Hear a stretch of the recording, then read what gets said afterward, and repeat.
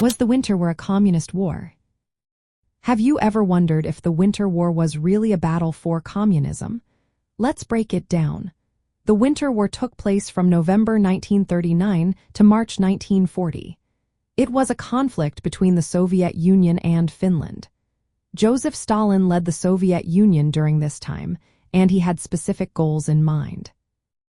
The war began when the Soviet Union invaded Finland without declaring war.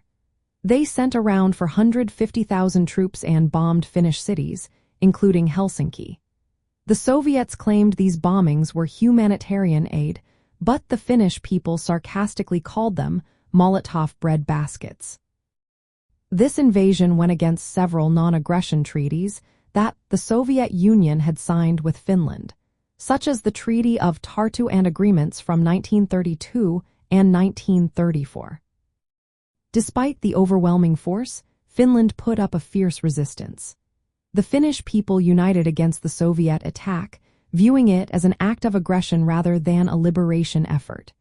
The Soviet Union tried to establish a puppet government in Finland called the Finnish Democratic Republic, led by Otto Vilkuinen. However, this government never gained the support of the Finnish population. Most Finns, including those from the working class, backed their legitimate government in Helsinki and rejected Soviet influence. From a communist viewpoint, the Winter War was not primarily about spreading communism. Instead, it was about securing Soviet borders and protecting their interests. At this time, Stalin was focused on consolidating power and addressing perceived threats to the Soviet Union's western frontier. The war happened during a period when Soviet leadership was cautious about promoting communist revolutions abroad.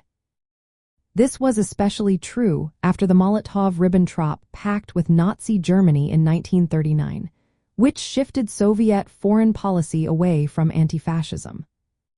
In summary, the Winter War was a military campaign driven by Stalin's strategic goals rather than an ideological battle to spread communism in Finland. While the Soviet Union did install a communist puppet government in some occupied areas, the conflict itself was largely about territorial security. The Finnish resistance and the international reaction framed the war as Soviet aggression, not as an effort to promote a global communist revolution.